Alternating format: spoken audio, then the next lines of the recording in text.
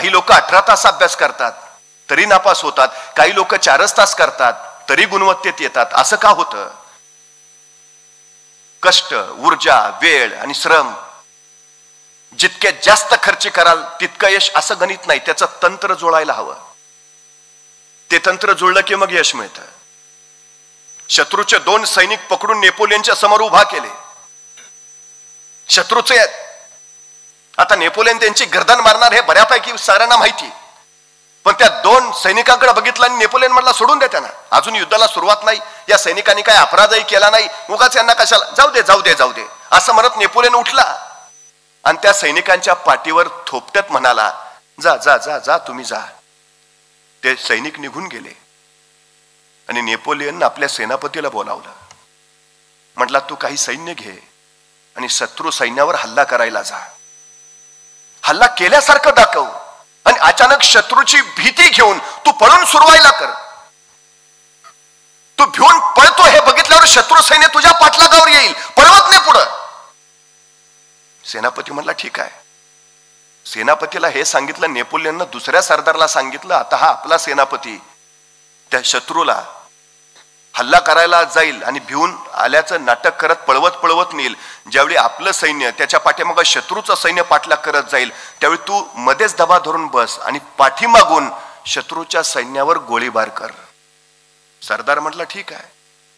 नेपोलियननं सांगितल्यासारखं सेनापतीनं केलं. शत्रू सैन्यावर हल्ला करायला गेला, अचानक भिल्याचं नाटक केलं आणि सरळ वळाला आणि भिवून पळतोय असं दाखवलं. शत्रू सैन्य त्याच्या पाठलागावर पळत सुटलं. बघता बघता सेनापतीचं सैन्य पुढं, शत्रूचं सैन्य पाठीमागं. आणि ज्या सरदारला नेपोलियननं सांगितलेलं की दबा धरून बस, शत्रूचं सैन्य पुढे गेल्यावर तो बाहेर आला आणि पाठीमागून शत्रूच्या सैन्यावर त्याने प्रचंड गोळ्यांचा वर्षाव केला. शत्रूचं सैन्य जागेवर पराभूत झालं, मरून पडलं. सेनापती नंतर नेपोलियनला म्हणाले, तुमचं हे युद्धतंत्र विलक्षण, तुमच्या या युद्धतंत्राच्या बळावर आज आपण जिंकलो. पण हे तुम्हाला सुचलं कसं पाठीमागून गोळ्यांचा वर्षाव करावा ते? नेपोलियन म्हणाला, सकाळी ज्यावेळी ते 2 सैनिक तुम्ही पकडून आणले होते त्या 2 सैनिकांच्या पाठीवर मी थोपटलं त्यावेळी माझ्या लक्षात आलं त्यांच्या फक्त छातीवर चिलकत आहे, पाठीवर नाही.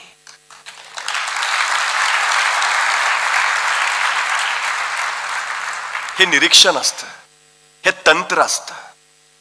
यश मिळवायचं आहे ना, यश मिळवण्याचं तंत्र आत्मसात करावं लागेल, मग विजय मिळवता येतो. सगळ्यात महत्वाची गोष्ट आहे ती ही तंत्र.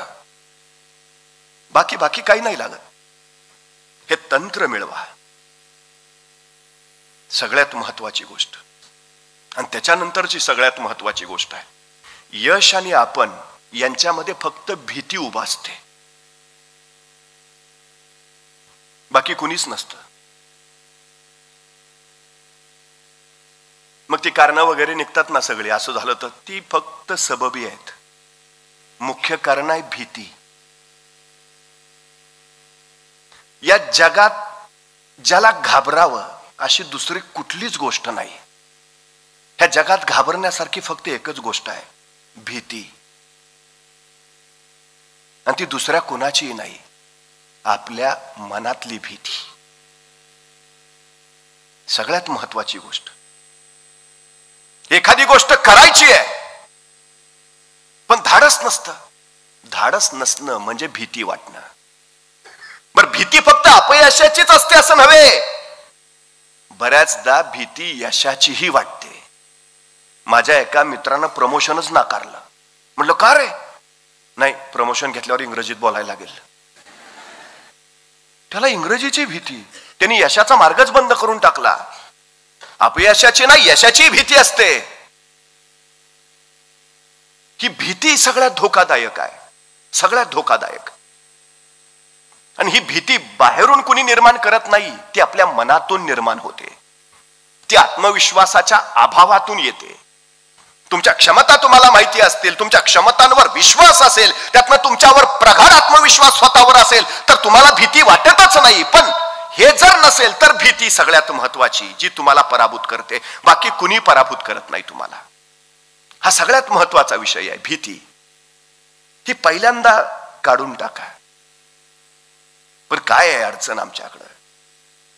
प्रेरणा देणारे, उत्साह वाढवणारे, म्हणजे आता हे वैभव परब त्यांचे सहकारी अशी फार दुर्मिळ माणसं असतात. बरीच लोक जमेल का तुला? मला नाही वाटत. परीक्षा कोण देणार आहे? तू कशाला सांगतो? आपल्याला त्याच खरं वाटतं. खरंच नाही जमणार का? आमच्या आजूबाजूला सगळा परिसर आहे ना तो असा आहे. सायकल शिकू का? नको, पडशील. पोहायला जाऊ का? नको, बुडशील. मग करू काय? टीव्ही बघ. कसं व्हायचं? म्हणजे लहानपणी आपलं लक्ष नसताना आपल्या मुलानं कुठं अंधारात जाऊ नये, तो धडपडू नये, त्याला लागू नये म्हणून आई सांगते तिकडे नको जाऊ, भाऊ आहे. लहानपणाच्या अर्धजागृत मनावर तो भाऊ असा बसतो ना, लग्न झालं तरी माणसं अंधाऱ्या खोलीत जात नाहीत.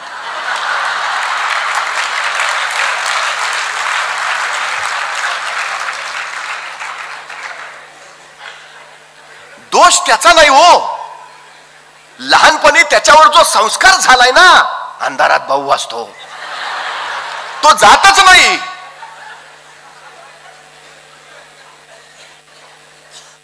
सगळ्यात मोठी अडचण आहे आमची, सगळ्यात मोठी. माणसं नकारात्मक ही भीती घालत राहतात, सतत सतत भीती घालत राहतात. आमच्या अर्धजागृत मनावर त्यातून परिणाम होतो. मग इंग्रजी ते अवघडच आहे. मग ते शारीरिक चाचणी ती तर फार कठीण आहे. मुलाखत बोलूच नको. मला गणितच कळत नाही. काय हा प्रकार काय आहे? मी वारंवार सांगतो, या नकारात्मकतेच्या वातावरणात अजिबात राहू नका, अजिबात नको. आणि भीती पहिली मनात आहे ना ती काढून टाका. आम्ही काय करतो, संकट यायच्या आधीच त्या संकटाचं भयान काल्पनिक चित्र मनात रंगवत राहतो. आणि मग फार काहीतरी आता होणार, दबा धरून बसते भीती. प्रत्यक्षात ज्यावेळी संकट येतं, निघून जातं, काहीच होत नाही, मग आपल्याला उगाच टेन्शन घेतलं. अरे तू आधीच कशाला विचार करतो? मग म्हणजे पाठीशी आपल्याला बुडू देणार नाही असा प्रशिक्षक आहे, तरी पाण्यात पहिल्यांदा बुडी मारताना भीती वाटतेच. उडी टाळायचा आपण प्रयत्नही करतो, पण अशक्य झाल्यावर अखेर कोणीतरी ढकलल्यावर आपण पाण्यात पडतो. मग जीवाच्या आकांताने हातपाय मारायला सुरुवात करतो. श्वास घेता येत नाही, श्वासासाठी जीवघेणी धडपड चालू होते. पण स्वतःला वाचवण्यासाठी बघता बघता आपण त्या पाण्यावर स्वार व्हायचा बेफाम प्रयत्न करतो. आणि काही काळानंतर आपण त्या पाण्यावर आलवार स्वार होतो. हात चालवणं, पाय फिरवणं हे जमू लागतं.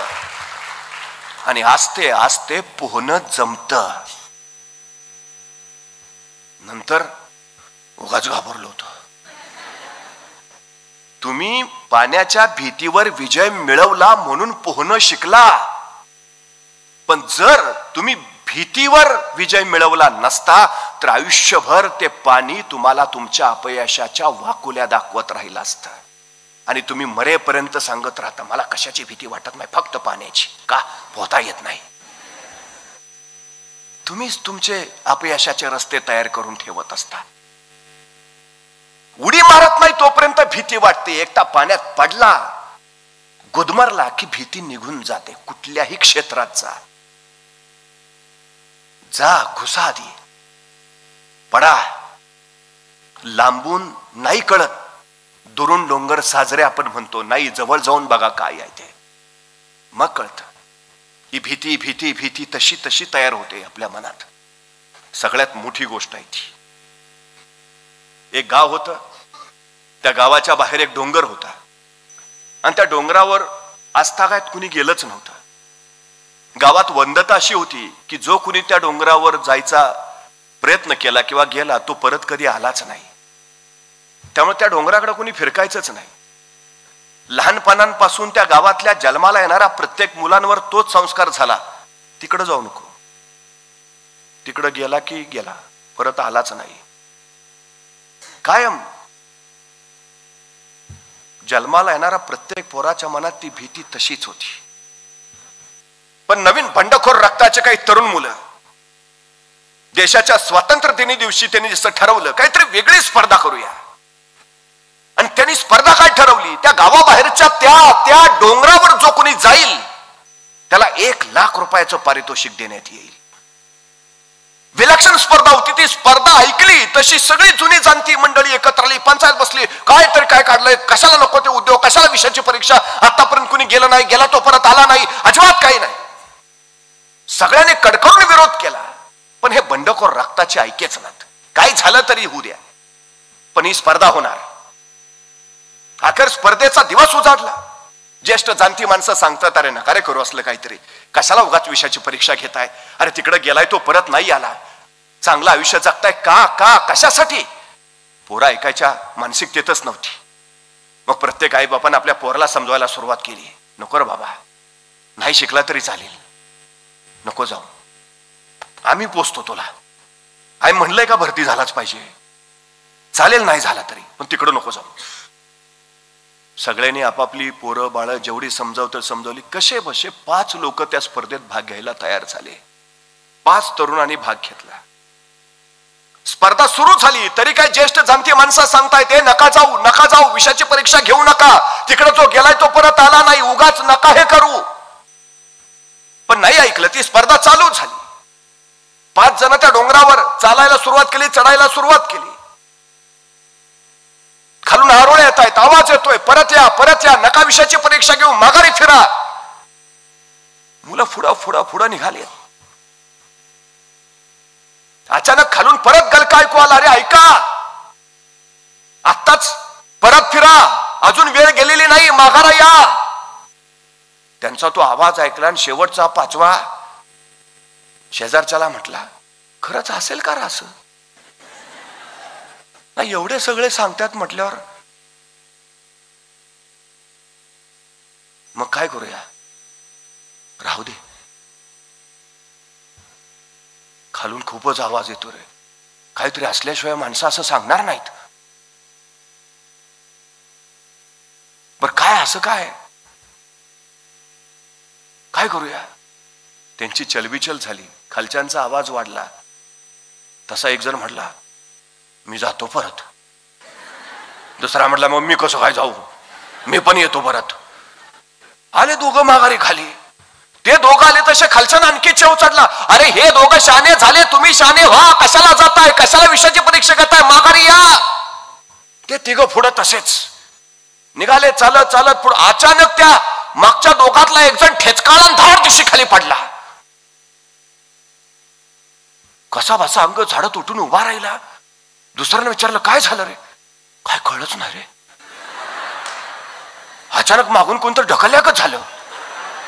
अरे पण आपल्या मागं कोणच नाही. हो पण खोटं सांगतोय का? खरंच तर. बरं मी नेहमी खाली बघून चालतो. पण दगड पण नाही तिथं. ठेच लागायचं कारण काय? एकदम असं कोणतरी जोरात ढकलल्यागत झालं.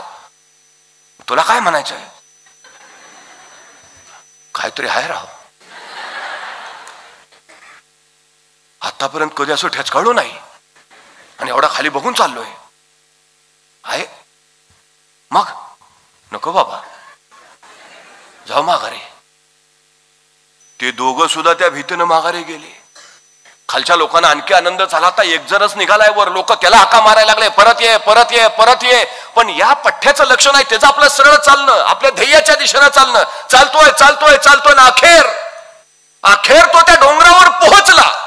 स्वतःच्या हातातला ध्वजने त्या डोंगराच्या शिखरावर लावला आणि खाली हात फैलावत जिंकलो असं त्याने अभिवादन केलं.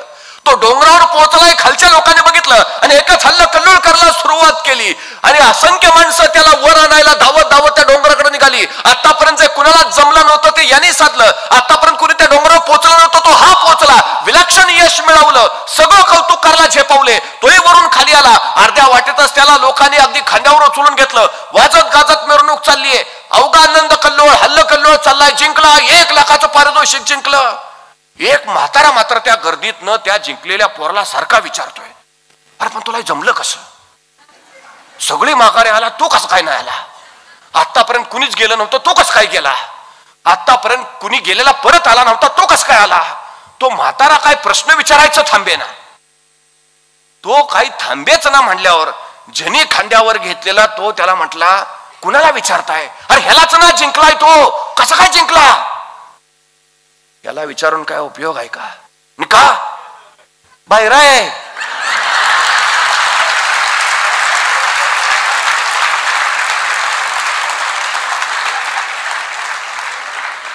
त्याला ऐकू येत नाही. तो ध्येयाच्या शिखरावर का पोचला माहितीये? बाहेर होता म्हणून. तो का पोचला माहितीये? इतरांचे नकारात्मक बोल त्याच्या कानावर पडत नव्हते म्हणून. ज्यांना ऐकू येत होतं ते माघारी फिरले, परत फिरले. हा नाही, याला ऐकूच येत नव्हतं. एकदा तुमचं ध्येय ठरलंय ना, एकदा तुमचा पक्का निश्चय झालाय ना, एकदा तुमच्या क्षमतांची तुम्हाला जाणीव आहे ना, तुमच्यात स्वतः प्रगाढ आत्मविश्वास आहे ना, कुणाचंही ऐकू नका. मग अजिबात नाही. भैरेवा, जोपर्यंत ध्येयापर्यंत पोचत नाही ना, सरळ भैरेवा. काही बघायची गरज नाही कुणाच. हा सगळ्यात महत्वाचा विषय आहे.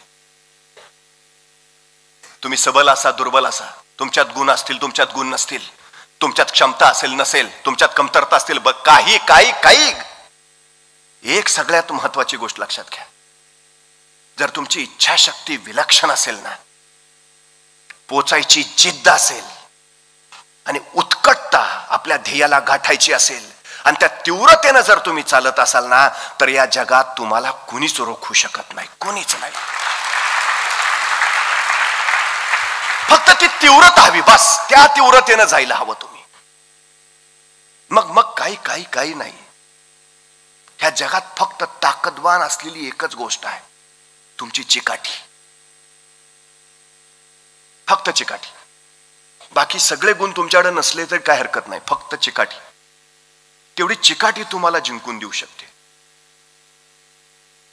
5 किलोमीटरची शर्यत जिंकणाऱ्या धावपटूला विचारलं, तुझ्या यशाचं रहस्य?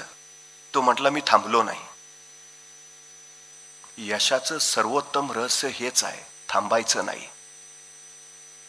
पोहोचल्याशिवाय थांबायचं नाही, जिंकल्याशिवाय माघारी फिरायचं नाही, ध्येय गाठल्याशिवाय वाट सोडायची नाही.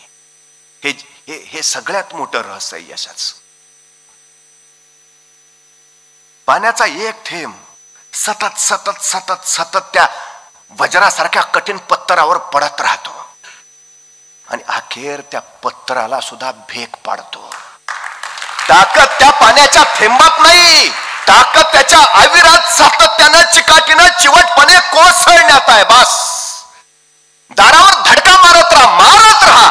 एकतर दार उघडेल तरी, नाहीतर मोडून पडेल तरी, कारण दाराच्या पलीकडे स्वागताला यश उभा आहे. सातत्य सातत्य सातत्य हवंय. फक्त एक गोष्ट लक्षात घ्या, मी वारंवार सांगतो, एकदा ती भीती काढून टाका. आता दुसरा सगळ्यात महत्वाचा मुद्दा असतो अपयश. अपयशातूनच यशाचा राजमार्ग चालू होतो. सगळ्यात महत्वाची गोष्ट आहे ती. आम्ही यशस्वी का होत नाही? कारण आम्ही अपयशाचा सामना करत नाही. तुम्हाला घडायचं असेल ना, तर तुमच्या वाट्याला अपयश आलं पाहिजे. ही सगळ्यात महत्वाची गोष्ट आहे. मेणबत्तीच्या तबकडीवर ध्वनिमुद्रित करायचा प्रयोग थॉमस एडिसननं यशस्वी केला. पण मेणबत्तीच्या तबकडीवर ध्वनिमुद्रण करायचे प्रयोग त्याने तब्बल 10,000 वेळा केले आणि 10,001वा प्रयोग त्याचा यशस्वी झाला.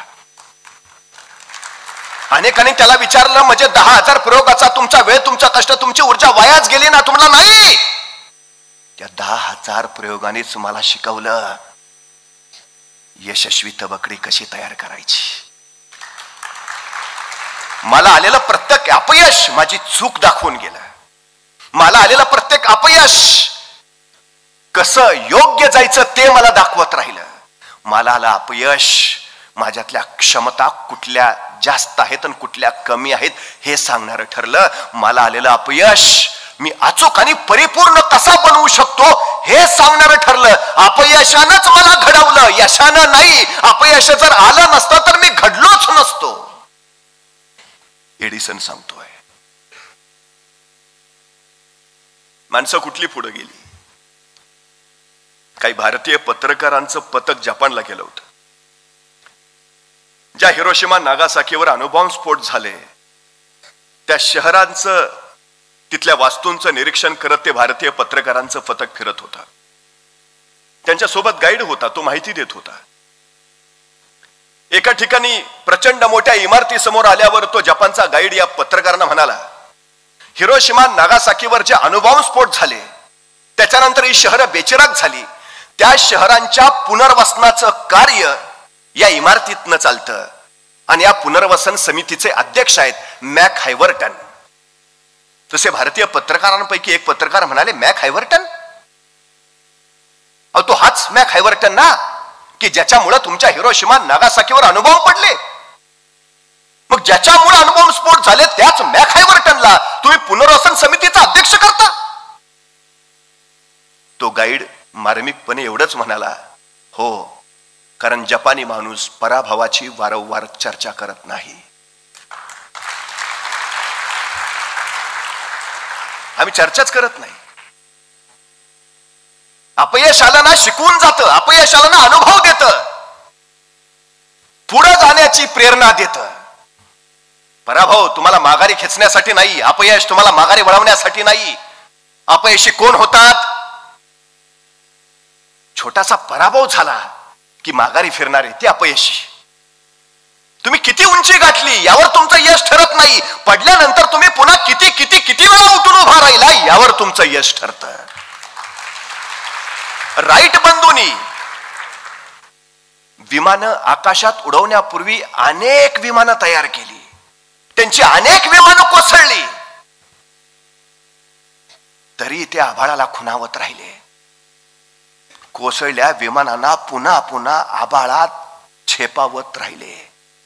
अखेर आभाळाला पाझर फुटला आणि या आभाळानं राईट बंधूंच्या विमानांना कुशीत घेतलं आणि विमानं आकाशात फरारा मारायला लागली.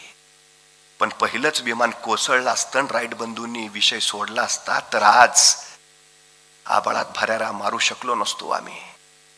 राईट बंधू सांगतात, अपयश तुम्हाला घडवतं, अपयश तुम्हाला अधिक अचूक आणि अधिक परिपूर्ण करत जातं. हे सगळ्यात महत्वाचं आहे. त्यामुळं अपयश हे तुमच्या भीतीचं कारण नको. अपयशासारखा दुसरा गुरु नाही, हे सगळ्यात महत्वाचं आहे. एक गायक, संगीतकार, त्याला गायचं होतं पण भीती वाटायची अपयशाची. आपण नाकारले गेलो तर, आपला आवाज लोकांना आवडला नाही तर. मग तो पहिल्यांदा स्वतःशी गुणगुणायला लागला, मग हळूहळू तो अंधारात गायला लागला, मग विश्वासानं तो प्रकाशात आला आणि बघता बघता त्यानं भीती झडझडून बाजूला टाकली आणि मग तो हजारो लोकांच्या समोर गायला लागला. तो A.R. रहमान विश्वविख्यात संगीतकार झाला. तो अत्यंत लाजाळू होता, माणसांपुढे येतच नव्हता, भीती होती, बाजूला झटकली. काढता येते, बाजूला करता येते, हे सगळ्यात महत्वाचं आहे. स्वतःला सुद्धा आम्हाला तसं घडवता आलं पाहिजे. भीती भीती सगळं बाजूला काढत पुढे जाता आलं पाहिजे, तर निश्चितपणे आम्ही यशाचा तो डोलारा उभा करू. आम्हाला हवं ते आम्ही मिळवू, ही सगळ्यात महत्वाची गोष्ट आहे. खर तर आपण ज्या क्षेत्रामध्ये आहात, जे घडू पाहत आहात, त्या सगळ्याला फक्त एक नियम लागू पडतो. तुम्ही मेहनत किती करता. तुमची जेवढी मेहनत जास्त तेवढं तुमचं यश जास्त. तुम्ही अपयशी झाला याचा अर्थ असा नव्हे की तुम्ही यशाला पात्र नाही. याचा अर्थ असा आहे की तुम्ही कुठंतरी प्रयत्न करण्यात कमी पडता आहात, हा आहे. त्या कमतरता बलस्थानात परावर्तित करता यायला हव्यात. जेवढी मेहनत जास्त तितकं यश मोठं. तुम्हाला या सृष्टीत काहीच फुकट मिळत नाही. प्रत्येक गोष्टीची किंमत चुकवावीच लागते. काय व्हायचंय तुम्हाला, काही हवं असेल तर काही द्यावंच लागेल. ही किंमत पैशाच्या स्वरूपात नाही, ही किंमत कष्टाच्या स्वरूपात, ही किंमत ऊर्जेच्या स्वरूपात, ही किंमत व्यासंगाच्या स्वरूपात, ही किंमत संशोधनाच्या स्वरूपात द्यावीच लागेल. तुम्ही जितकं पेरतात तितकंच उगवेल, अधिक उगवणार नाही. त्यामुळे किती यश हवंय तुम्हाला हे जगावर नाही, तुमच्यावर अवलंबून आहे. किती मेहनत करता तुम्ही हे तुमच्यावर आहे. दगडाला माहिती आहे आपल्यातनं सुंदर मूर्ती घडायची असेल तर आपल्याला घाव सोसायचे कष्ट भोगावेच लागतील. आणि मूर्तिकाराला माहिती आहे दगडातनं जर आपल्याला मूर्ती तयार करायची असेल तर आपल्याला दगडावर घाव घालायचे कष्ट करावेच लागतील. तुम्ही मूर्ती असा अथवा मूर्तिकार असा, तुम्हाला कष्ट झेलावेच लागतील आणि कष्ट करावेच लागतील. ही सगळ्यात महत्वाची गोष्ट आहे. तुम्ही किती कष्ट कराल त्याच्यावर तुमचं यश अवलंबून आहे. हा सगळ्यात महत्वाचा भाग. फक्त एकच सांगतो, या जगात अशक्य काही नाही, अजिबात नाही. नेपोलियन प्रत्येक युद्धात यशस्वी झाला याचं एकच कारण, त्याची द्विधा मनस्थिती कधीच झाली नाही. तो पहिल्यांदा लक्ष्य निश्चित करायचा आणि निशाण्यावर वार करायचा, बाकी विषयच नाही. ठरवलं बस केलं, बाकी विषय नाही. तुमचं ध्येय तुमच्या समोर आहे, भरती जवळ आहे. तुम्हाला फक्त जे करता येतंय ते करायचं आहे. चिकाटीनं, व्यासंगानं, कष्टानं, बुद्धीनं, कौशल्यानं, क्षमतेनं, विश्वासानं, आत्मविश्वासानं, निर्भयतेनं यश आपोआप तुम्हाला मिळेल. असं काहीच नाही की जे करता येत नाही, असं काहीच नाही जे मिळवता येत नाही, असं काहीच नाही जे वाटतंय पण होता येत नाही. सगळं करता येतं, सगळं होता येतं, सगळं बनता येतं, सगळं घडवता येतं. फक्त आपल्या हातात ते असतं. त्यामुळे मला निश्चित खात्री आहे राष्ट्रसेवेचं, राष्ट्रभक्तीचं, कायदा सुव्यवस्थेचं आणि सर्वसामान्यांच्या रक्षणाचं ब्रीद घेऊन चाललेलं पोलीस खातं, तुम्ही एका ध्येयानं, एका उद्देशानं त्या क्षेत्रात जाऊ इच्छित आहात. निश्चितपणे आपल्या सगळ्यांना त्यासाठी मी मनपूर्वक शुभेच्छा देतो. फक्त एकच गोष्ट,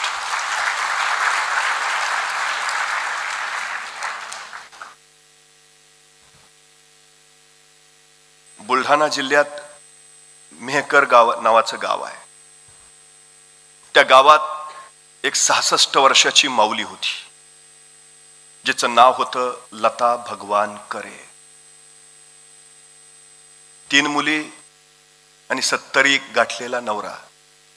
मुलींची लग्न झालेली. आतापर्यंत कमावलेला सगळा पैसा अडका त्या मुलींच्या लग्नात खर्च झालेला. आता नवरा बायको दोघं दुसऱ्याच्या शेतात राबायचे, काबाड कष्ट करायचे आणि 2 वेळचं अन्न स्वतःच्या आयुष्यासाठी कमवायचे. घरगरिबीचं, उशाशी दुःख फक्त. अशा अवस्थेत नवरा अचानक आजारी पडला. अचानक सगळं घर विलक्षण कोमेसल्यासारखं झालं. त्या 66 वर्षाच्या माऊलीला काही कळेना काय करावं. ती नवऱ्याला दवाखान्यात नेलं. डॉक्टरांनी तपासण्या केल्या, प्राथमिक औषधं दिली, पण फरक काहीच पडेना. पुन्हा डॉक्टरांकडे गेली. डॉक्टरांनी सल्ला दिला, चांगल्या हॉस्पिटलमध्ये न्यावं लागेल. कुठं? बारामतीला घेऊन जा. या माऊलीला काही कळेना. आपलं घर गरिबीचं, पोटाची खळगी कशी बशी भरतो आपण. नवऱ्याच्या उपचारासाठी, इलाजासाठी पैसे आणावे कुठून? काय करावं? 4 घरात गेली. नातेवाईकांचे उमरे झिंजवले. जेवढे जमतील तेवढे पैसे गोळा केले. नवऱ्याला घेतलं आणि बारामतीचं हॉस्पिटल गाठलं. तपासणी झाली. नवरा वाचला पाहिजे. आयुष्यभर राबलाय, कुटुंबासाठी झटलाय, वाचला पाहिजे. 66 वर्षाची माऊली आपल्या नवऱ्यासाठी बेभानपणे प्रयत्न करते. तपासणी झाल्यावर डॉक्टरांनी सांगितलं MRI स्कॅन करावा लागेल. तिने दबकत विचारलं खर्च किती येईल. डॉक्टरांनी खर्च सांगितला आणि तिच्या डोळ्यापुढे दिवसा काजवे चमकले. कुठून आणावे पैसे? कुठून? तिला काही कळेच ना. गरीबाला जगण्याचा अधिकारच नाही का? उपचार अभावी गरीबानं मरूनच जावं का? आतले हात घुसमटत राहिली. दवाखान्यातल्या बाहेरच्या बाकड्यावर येऊन मान खाली घालून बसली. काही क्षणानंतर इकडे तिकडे बघितलं. त्याच बाकड्यावर एक वृत्तपत्र पडलं होतं आणि त्या वृत्तपत्रावर मोठ्या अक्षरात लिहिलं होतं, बारामती मॅरेथॉन. बक्षिसाची रक्कम तिनं वाचली आणि तिचे डोळे चमकले. समोर ग्रहस्थाला त्याला विचारलं, ही काय? मॅरेथॉन म्हणजे? अहो, धावण्याची शर्यत. मला भाग घेता येईल? तो गृहस्थ या माऊलीकडे बघत राहिला. ती बातमी त्याने एकदा वाचली. म्हटला, हो, घेता येईल, सगळ्यांसाठी खुली आहे. वृत्तपत्राचं ते पान घेऊन ती 66 वर्षाची माऊली त्या शर्यतीच्या ठिकाणी पोहोचली. नऊवारी लुगडं नेसलेली, अनवाणी पायाची. जिचा नवरा दवाखान्यात आहे, ती माऊली शर्यतीच्या ठिकाणी त्या आयोजकांना म्हणाली, मलाही धावायचं आहे. आजी, तुम्ही? धावणं जमेल का? पेलेल का? तो विचार करायला येळ नाही बाबा. मृत्यूशी टकरा घेतोय नवरा माझा. आयुष्यभर सांभाळाय त्यानं कुटुंबाला. आता त्याला सांभाळायची वेळ आली आहे. माघार घेऊन कसं चालेल? धावू दे ना. आयोजकाच्या डोळ्यात क्षणभर पाणी तरळलं. त्याची शर्यतीला उभा राहिली. आजूबाजूला स्पोर्ट शूज घातलेले, रोज कसून सराव करणारे, स्टेडियम मध्ये पळणारे, आहार विहार भक्कम असणारे असे कसलेले धावपटू.